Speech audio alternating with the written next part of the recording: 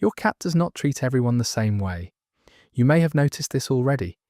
The way they disappear when certain people come over. The way they tolerate some and ignore others entirely. But there is another side to that selectivity. Because if your cat has decided that you are their person, there are things they will only ever do with you. Things they reserve, quietly and completely, for the one they have chosen. This video is about those things. Not the obvious ones. Not the ones in every article. The ones that are easy to miss because they happen in ordinary moments, in the corners of daily life, in gestures so small you might have seen them 100 times without understanding what they were. Cats bond selectively, and they bond deeply. Unlike dogs, who tend to distribute their affection broadly, who wag their tails at strangers and treat most people as potential friends, a cat's bond is directed. It lands on one person, sometimes two, occasionally more, and it operates on a level of precision that most people never fully see. Not because they're cold or indifferent to others, but because when a cat chooses you, what they are giving is not generalized warmth. It is something specific, something that was accumulated over time, through every quiet evening and every moment you spoke to them in that voice you use when no one is watching, and every time you let them be exactly what they are without asking them to perform. And the way that bond shows up is almost never dramatic. It is precise, it is quiet, and once you know what to look for, you will start seeing it everywhere. Here are 7 things cats do only with their favourite person. The first is slow blinking at you first. You have probably heard of the slow blink, the long deliberate closing and reopening of the eyes that cats sometimes do when they look at you. It is one of the most discussed behaviours in cat communication, and most people know by now that it is a sign of trust. But there is something about it that rarely gets mentioned, something that changes the meaning entirely. Cats do not slow blink at everyone. They do not do it at strangers. They do not do it at people they merely tolerate or coexist with in a household. The slow blink requires a baseline of safety that goes beyond the absence of threat. It requires the presence of something more, something that has been built over time, through familiarity and consistency, and the quiet accumulation of moments where nothing bad happened. When a cat looks at you and chooses to close their eyes slowly in your direction, they are doing something that runs against their survival instincts. Closing your eyes in front of another creature is a form of vulnerability. It is a lowering of the guard. In the wild, that is not something an animal does lightly. And even in a safe home, even after years of domestication, that instinct does not fully disappear. The slow blink happens in spite of it, because of something stronger. If your cat slow blinks at you first, before you have even done it to them, before you have offered the gesture, that is not a reflex, that is a greeting.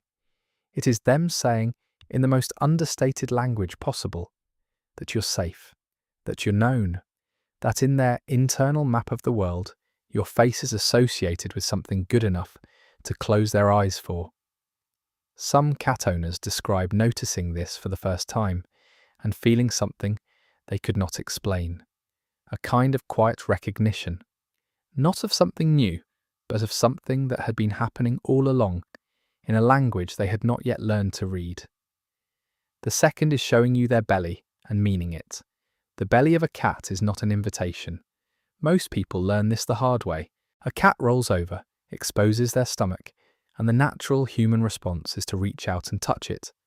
And then they learn, quickly and painfully, that what they read as an invitation was not one. But that misreading does not mean the gesture is meaningless. It means something different than it looks like. The belly is the most vulnerable part of the body. No claws, no bone, no real defense between the organs and the world. An animal that exposes its belly in front of you is making a statement about trust that runs all the way down to instinct. It is not an offer to be touched, it is a display of willingness to be seen. When a cat rolls in front of you and shows their belly, they are showing you the most unprotected part of themselves. Deliberately. in your specific presence.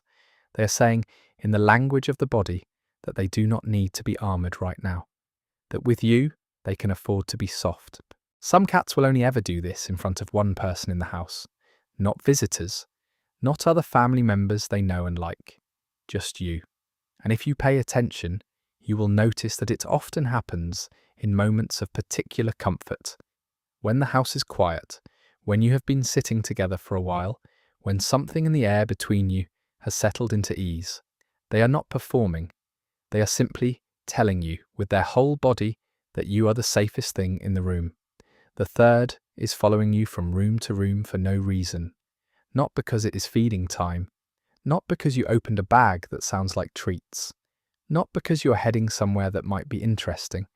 Just because you moved, and they moved with you. Quietly, without announcement, the way a shadow follows without being asked. There is a distinction worth understanding here. Cats who follow their favourite person are not anxious. They are not dependent. In most cases, they are doing something much simpler and much more meaningful. They have decided that wherever you are is the place they want to be. Not because something useful is happening there, just because you're there. You can test this without meaning to. Notice whether the following happens with everyone in the household, or specifically with you. Notice whether the cat moves when you move, regardless of direction or destination. Notice whether they end up in the same room as you, more often than chance would explain, in a way that has nothing to do with food or warmth or any obvious utility.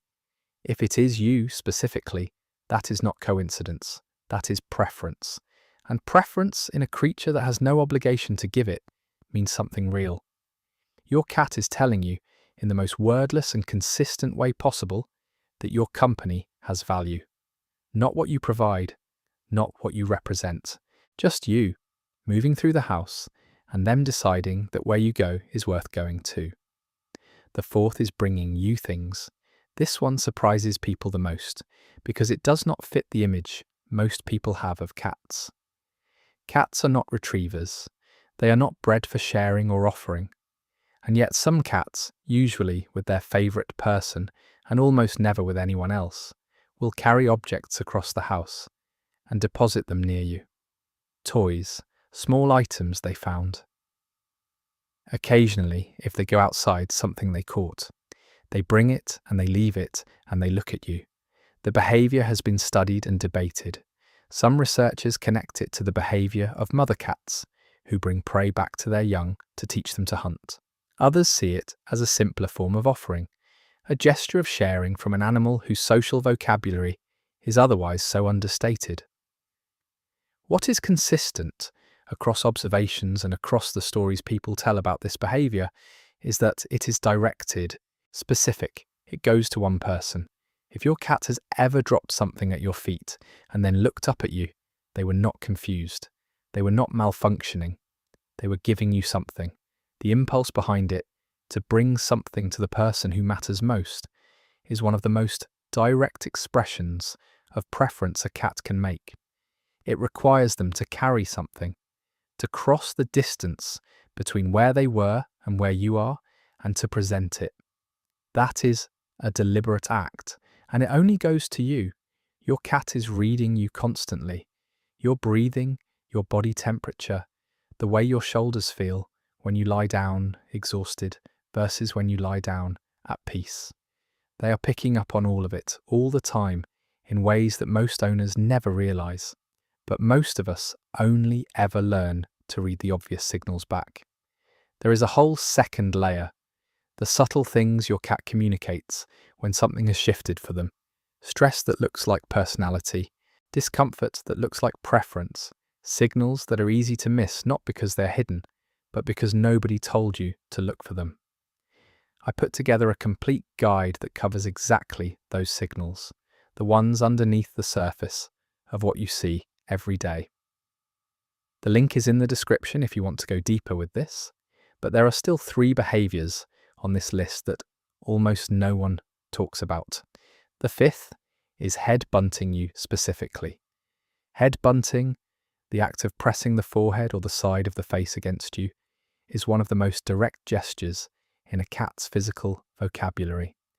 And like most of what cats do, it carries more information than it appears to. Cats have scent glands located along their forehead, their cheeks, and their chin.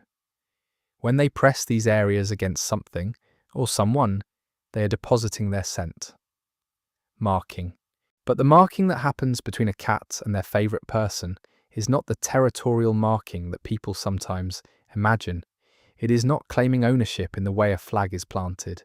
It is something closer to inclusion, to merging. When your cat presses their head against you, they are making you part of their scent world, part of the fabric of what is familiar and safe. They are saying, in a language older than words, that you belong to the same world they do. What makes head bunting specific to the favourite person is the quality of it. Cats who interact with people they merely like will often do a quick pass, a brief brush of the cheek against a leg, barely making contact. With their person, they press. They hold the contact longer. They lean into it with a weight that is completely different from the passing gesture. That difference in pressure is not accidental.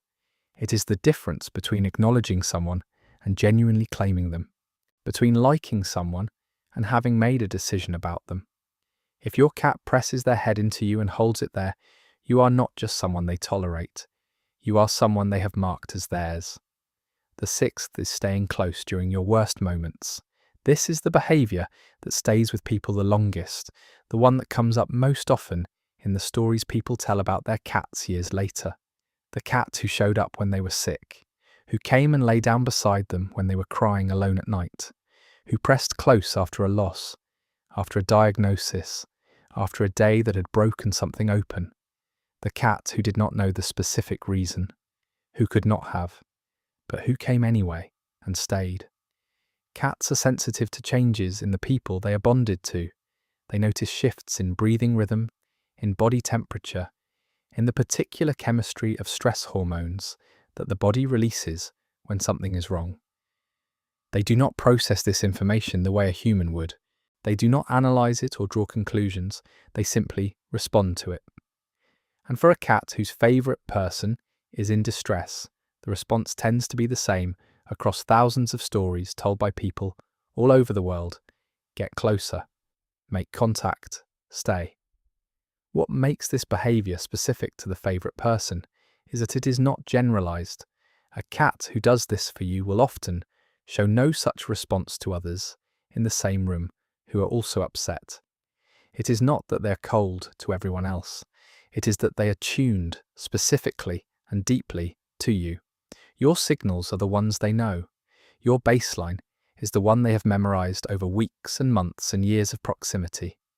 When something in that baseline changes, they notice, and the noticing moves them towards you. There is something in that which is very difficult to put into words without sounding like more than it is. But it is not more than it is. It is simply this.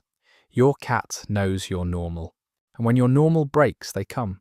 The seventh is sleeping with their back to you.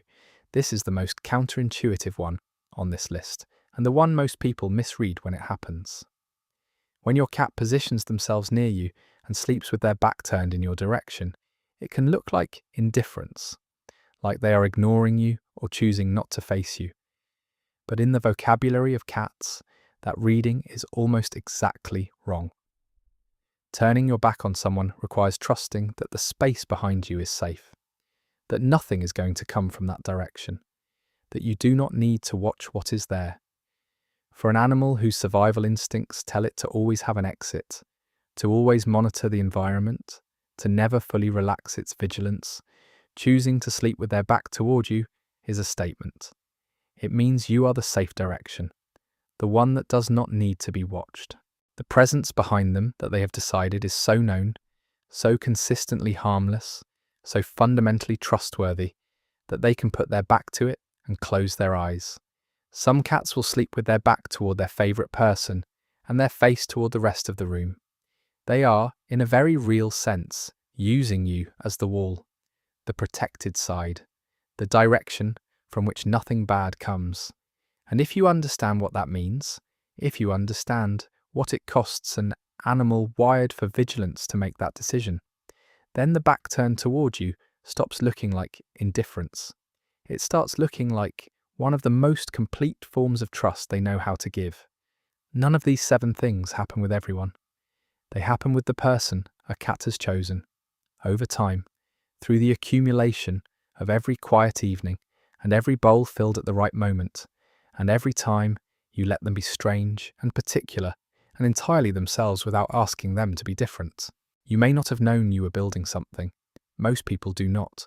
They're just living their lives, and the cat is watching and registering and slowly making a decision that never gets announced. It just shows up, in a slow blink across the room, in a head pressed against your hand, in a small body that appears at your side when something is wrong, and stays.